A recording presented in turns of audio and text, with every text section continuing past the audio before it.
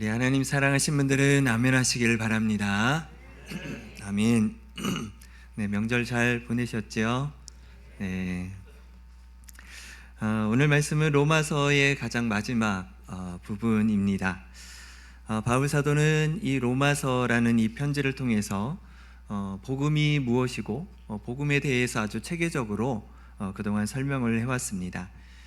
이제 마무리를 짓게 되는 그러한 단계에 있습니다. 로마서 16장의 말씀은 오늘 우리가 읽은 17절부터 27절 내용 말고도 앞에 1절부터 16절까지의 말씀이 있는데요. 그 내용에서는 교회를 위해서 또 그리고 복음을 위해서 힘썼던 26명의 성도들에게 문안하고 또 격려하는 그런 인사가 나와 있습니다. 근데 바울은 단순히 인사로 편지를 끝맺지 않습니다. 마지막 순간까지 복음을 붙들고 또 복음을 외치고 복음 위에 교회가 세워져야 한다라는 것을 설명하고 있습니다. 로마서는 복음서가 아닙니다. 복음서는 아니지만 복음에 대해서 아주 체계적으로 아주 통찰력을 갖고 쓰여진 그러한 편지의 내용으로 된 책입니다. 로마서 1장 16절 말씀에는요, 내가 복음을 부끄러워하지 아니하노니 이 복음은 모든 믿는 자에게 구원을 주시는 하나님의 능력이다 라고 그렇게 시작을 한 이 편지가 오늘 16장 이 마지막 27절에 지혜로우신 하나님께 예수 그리스도로 말미암아 영광이 세세무궁하도록 있을지어다 이렇게 말하면서 복음의 영광을 찬양하는 것으로 끝을 맺고 있습니다. 처음부터 끝까지 복음으로 일관된 책이 바로 로마서라고 볼 수 있는 것이죠. 그렇다면 바울은 왜 이렇게 이 복음을 강조하고 있느냐라는 것입니다. 그것은 바로 이 복음이 교회의 기초가 되기 때문에 그렇습니다. 교회는 사람의 열심으로 세워지는 것이 아닙니다. 훌륭한 좋은 프로그램이나 성경 공부가 있다고 해서 그것들이 유지되는 것이 아닙니다. 뛰어난 리더십으로 성장할 수 있는 것도 아닙니다.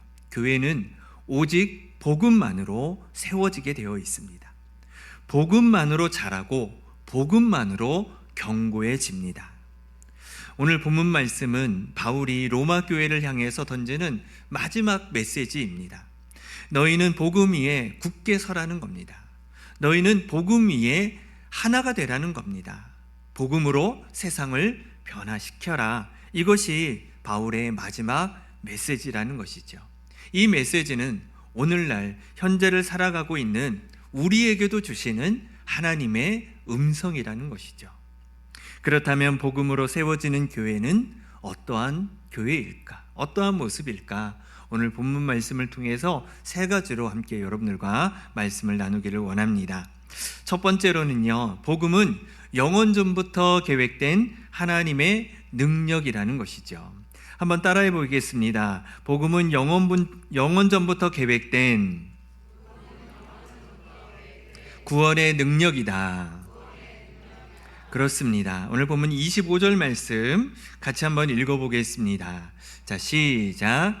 나의 복음과 예수 그리스도를 전파함은 영세전부터 감추어졌다가 아멘. 바울은 자신이 복음을 전하는 이 메시지가 나의 복음이라는 것입니다. 나의 복음? 자기 나름대로 복음을 만들었다는 의미일까요? 그런 의미가 아니죠. 바로 나의 복음이라는 얘기는요, 그리스도의 복음이 나의 복음이 되었다라는 것입니다. 예수 그리스도의 그 복음의 계시가 내 안에 충만하게 임재했다라는 얘기입니다. 내 삶의 전체를 이 복음으로 사로잡혔고 내가 목숨을 걸고 전하는 이 복음, 이 메시지, 이것이 바로 복음이라는 것이죠. 그리스도의 이 복음을 나의 복음으로 강조하고 있는 그러한 내용이라는 겁니다. 복음은 사람의 생각에서 나오는 것이 결코 아닙니다. 인간의 철학, 또 종교적인 신념의 산물이 아니라는 것이죠. 복음은 하늘로부터 내려온 것입니다. 하나님께서 친히 우리에게 계시하신 진리입니다. 복음은 전혀 변하지 않습니다. 시대가 바뀌고요, 문화가 달라지고요, 사람의 생각의 변화도요, 복음은 영원히 동일합니다. 왜냐하면 복음은 하나님의 말씀이기 때문에 그렇습니다. 또한 바울은 오늘 말씀, 방금 읽은 말씀에서 영세전부터 감추어졌다 이렇게 표현하고 있습니다. 복음은 어느 날 갑자기 생겨난 것이 아닙니다. 복음은 세상의 영원한 유한한 시간 속에서 시작된 것이 아니라 시간 밖에서 시간과 공간을 초월한 그 영원전부터 하나님의 마음에 있었던 그 구원이 계획되어져 있었다라는 것이죠. 인류가 타락하기 전에 이미 구원의 길이 예비되어 있었습니다. 아담과 하와가 선악과를 따먹었을 때 하나님은 놀라지 않으셨습니다. 이미 알고 계셨기 때문이죠. 이미 대책을 마련해 놓고 계셨습니다. 그래서 창세기 3장 15절 말씀에 하나님이 뱀에게 이렇게 이야기합니다.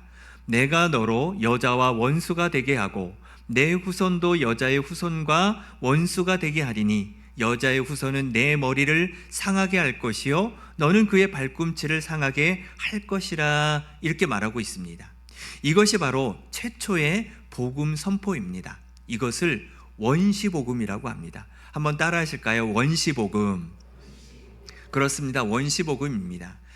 창세기를 크게 두 가지의 시대로 나눌 수 있는데요. 바로 1장부터 11장까지를 원시복음, 원시 시대, 그리고 12장부터 50장까지를 족장 시대라고 얘기합니다. 그래서 이미 원시 시대에 원시 복음이 선포되어져 있었다라는 것이죠. 그 이후에 수천 년의 역사를 통해서 하나님은 이 구원의 계획을 조금씩 펼치셨다라는 겁니다. 처음에는 믿음의 조상으로 칭하는 아브라함을 부르셨습니다. 그리고 그의 아들 이삭과 야곱으로 이어져서 결국은 모세를 통해 하나님의 백성을 향해 율법을 주셨고 또 선지자들을 통해서 메시아를 예언하셨던 겁니다. 그 모든 것이, 그 모든 역사가 한 분을 향해 나가고 있는데 그분이 누구십니까? 예수 그리스도시죠. 예수 그리스도에게 향하고 있다는 것입니다. 바울은 오늘 본문 26절 전반전에 이렇게 말합니다. 이제는 나타나신 바 되었으니 라고 말하고 있습니다. 감추어져 있었던 것이 이제 드러났다라는 겁니다. 예언되어져 있었던 것이 이제 성취되었다라는 거예요. 기다렸다라는 것이 이제 왔다라는 겁니다. 그것이 바로 예수 그리스도, 그분이 성육신하신 사건인 것이죠. 성육신이 무슨 뜻입니까? 하나님이 사람이 되신 것입니다. 하나님께서 피조물의 옷을 입으신 것이에요. 시간을 초월하신 영원하신 분이 우리의 유한한 그 시간 속으로 들어오셨다는 겁니다. 예수 그리스도는 단순히 위대한 선생이 아닙니다. 훌륭한 도덕적 모범이 아닙니다. 예수님은 하나님의 아들이시고 인류의 구원자이심을 우리는 믿고 있습니다. 그분은 우리의 죄를 대신 지시고 십자가에 못 박히셨습니다. 그분은 죽음을 이기시고 부활하셨습니다. 그분은 지금도 살아계셔서 우리를 위해 간구하고 계시죠. 우리의 구원을 완성하시기 위해 기도하시고 우리를 돕고 계십니다. 복음이 무엇입니까? 복음은 이것이지요. 죄인인 우리를 구원하시기 위해 하나님께서 친히 오셔서 대신 죽으시고 부활하신 사건, 이것이 바로 복음이지요. 우리 모두가 영원한 생명을 얻게 된 이 기쁜 소식, 복음을 말하는 것입니다. 이것은 인간의 이성으로 생각해낼 수 있는 그러한 것이 아니라는 것이죠. 이 복음은 단순한 정보와 지식이 아닙니다. 역사적 사실을 나열한 것이 아닙니다. 복음은 능력입니다. 한번 따라해 보실까요? 복음은 능력이다. 그렇습니다. 복음은 능력입니다. 복음은 죽은 영혼을 살리는 능력입니다. 죄에 묶인 자를 자유케 하는 능력입니다.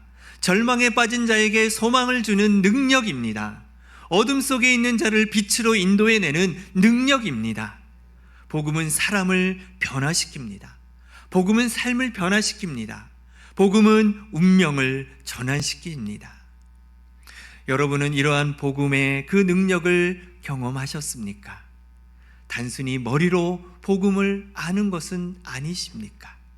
가슴으로 복음을 받아들이고 삶으로 복음을 체험하는 것이지요. 복음은 우리에게 새 생명을 주셨습니다. 우리를 새로운 피조물로 만들어 주셨다라는 것이죠. 우리가 이 복음을 깨닫게 되면 우리는 하나님이 어떤 분이신지를 우리가 알게 됩니다. 복음은 하나님의 마음을 드러냅니다. 그래서 하나님은 공의로우시지만 또 자비로우신 분이시지요. 하나님은 죄를 미워하시지만 죄인을 사랑하십니다. 하나님은 거룩하시지만 죄로 더러워진 우리에게 다가오셨습니다. 이것이 복음이 보여주는 하나님의 성품입니다. 그래서 복음은 우리 신앙의 중심이 되어야 합니다. 복음은 우리의 삶의 토대가 되어져야 됩니다. 복음은 우리 교회의 기초여야 되고 교회의 근본이고 교회의 본질이 되어야 됩니다. 그래서 복음이 없는 교회는 교회가 아닌 거예요. 복음이 없는 믿음은 믿음이 아닙니다. 우리는 날마다 복음으로 돌아가야 됩니다. 복음을 묵상하고 복음을 기뻐하고 복음 안에 살아갈 수 있는 저와 여러분 될 수 있기를 축복합니다. 두 번째로는요, 복음은 교회를 하나 되게 하고 거짓 가르침으로부터 보호합니다. 한번 따라 하실까요? 복음은 교회를 하나 되게 하고 거짓 가르침으로부터 보호합니다. 그렇습니다. 오늘 본문 17절 말씀 같이 한번 읽어보겠습니다. 시작. 형제들아, 내가 너희를 권하노니 너희가 배운 교훈을 거슬러 분쟁을 일으키고 거치게 하는 자들을 살피고 그들에게서 떠나라. 아멘. 아주 바울이 강력하게 경고하고 있는 것을 볼 수가 있습니다. 바울은 로마 교회 성도들에게 주의하라는 거예요. 분별하라는 겁니다. 거리를 두라고 말하고 있습니다. 당시 로마 교회에는 복음을 왜곡하려고 하는 그러한 사람들이 들어와 있었습니다. 겉으로는요, 그리스도인처럼 보입니다. 그들도 하나님을 믿는다고 고백해요. 성경을 인용하면서 열심히 활동합니다. 하지만 그들의 가치관과 사상은 복음과 달랐습니다. 그들은 복음에 무언가를 더하고 빼고 왜곡하고 있었어요. 초대교회 안에 잘못된 이 복음 사상들로 교회들이 혼란에 빠지는 경우들이 있었다라는 것입니다. 그런데 이것은 초대교회만의 문제가 아닙니다. 교회의 역사, 2000년의 이 역사 동안에 계속적으로 교회 안에 반복되어져 있었던 문제였다라는 것이죠. 사단은 교회를 파괴하기 위해 두 가지의 전략을 사용합니다. 하나는요, 외부로부터 박해를 주는 거예요. 다른 하나는 내부로부터 거짓된 가르침입니다. 때로는요, 박해보다 거짓 가르침이 더 위험합니다. 왜냐하면 박해는 오히려 교회를 더욱더 순수하게 만든다는 것이죠.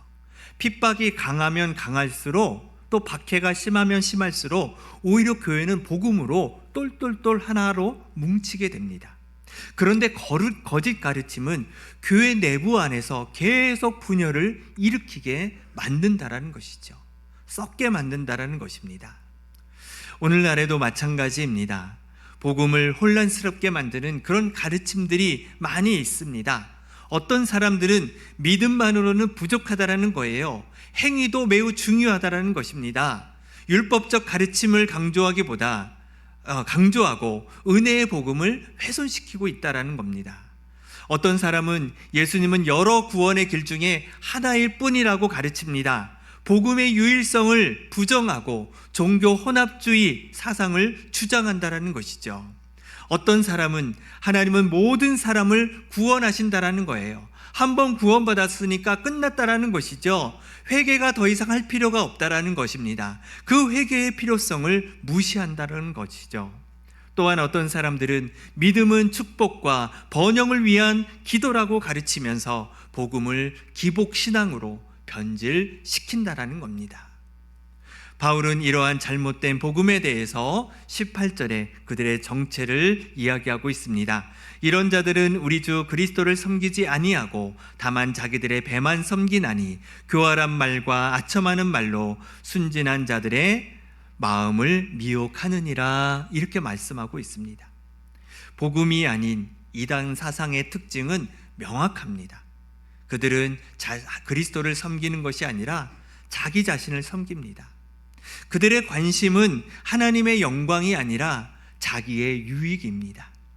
그들은 진리를 전하는 것보다 사람들의 환심을 사는 데에 더 관심이 있는 거예요. 그들은 복음을 전하는 것이 아니라 자신의 영향력을 키우는 데에 힘쓴다라는 것이죠. 그래서 우리는 분별력이 필요합니다.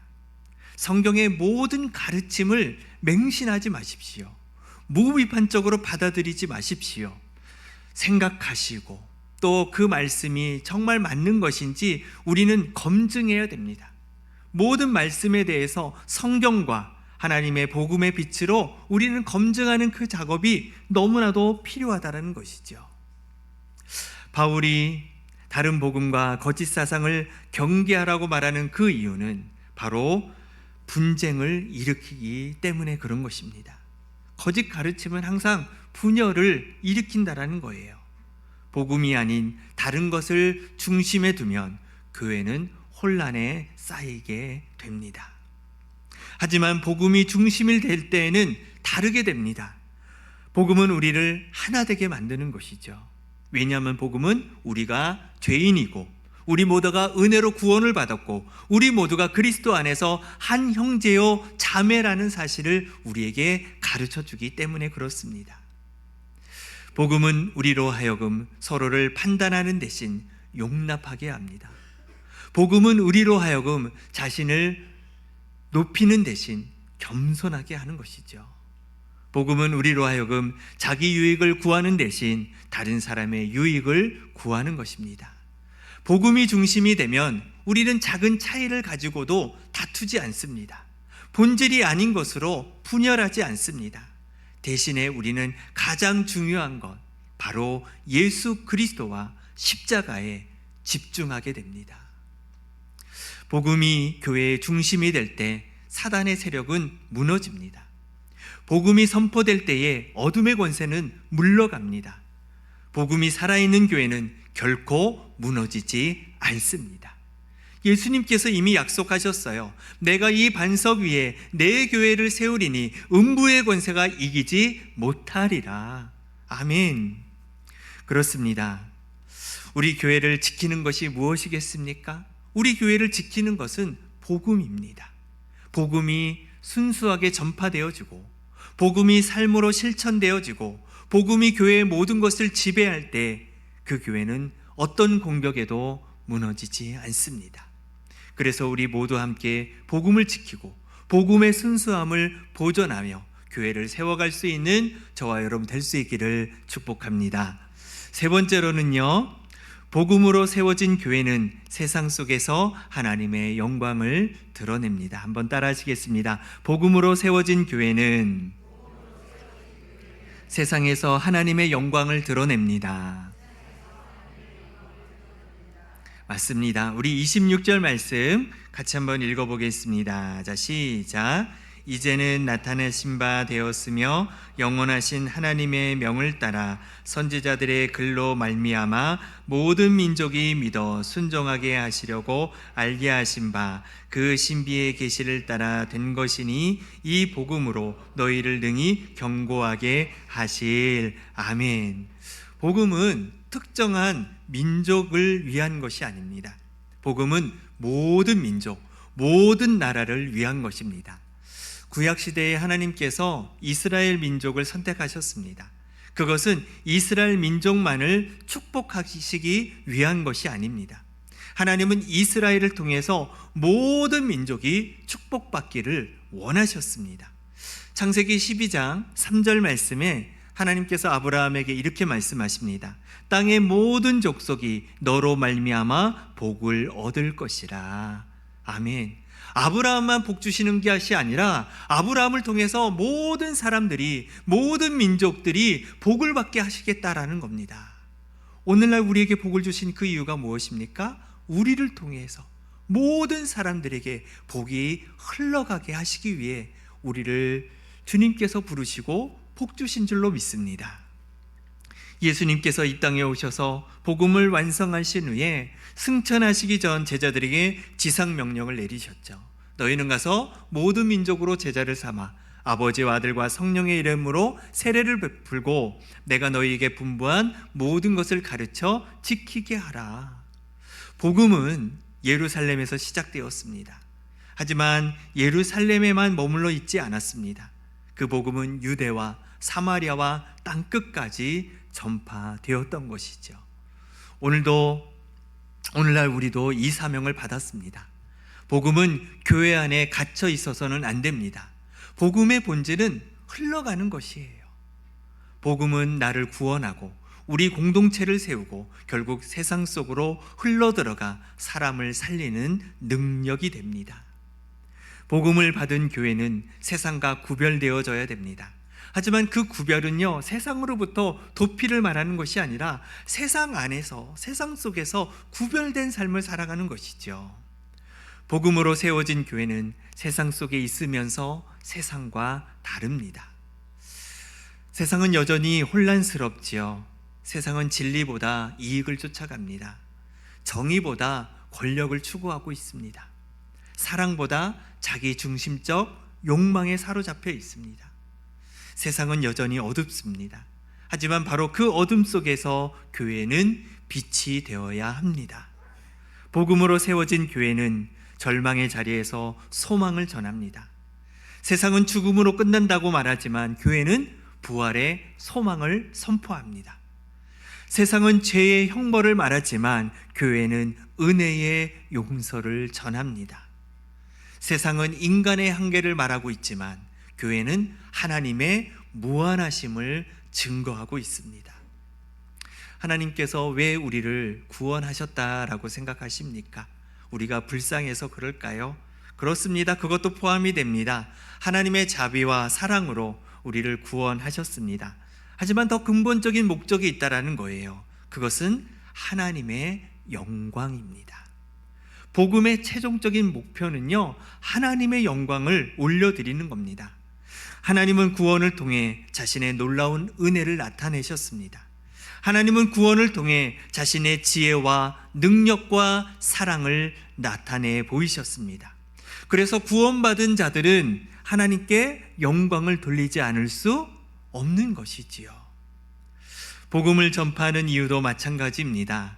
우리가 복음을 전하는 것은 단지 사람들을 지옥으로 가는 것을 건져내기 위함이 아닙니다. 더 근본적으로는 하나님의 이름이 온 땅에 영광 받으시기를 위한 것이라는 것이죠. 교회가 존재하는 이유도 마찬가지입니다. 교회는 자기를 위해 존재하는 것이 아닙니다. 교회는 하나님의 영광을 위해 존재하는 것입니다. 우리도 마찬가지입니다. 우리 하는 모든 일들, 우리가 사는 모든 삶이 하나님께 영광이 되어져야 되는 것이죠. 그래서 고린도전서 10장 31절 말씀에 그런즉 너희가 먹든지 마시든지 무엇을 하든지 다 하나님의 영광을 위해 하라. 아멘이십니까? 우리는 이 말씀을 꼭 기억하며 믿으며 살아가야 될 줄로 믿습니다. 바울은 로마서를 마무리 지으면서 다시 한번 복음을 강조하고 있습니다. 복음으로 시작한 이 편지가 복음으로 끝내고 있는 것이죠. 이것이 우리에게 주는 메시지는 분명합니다.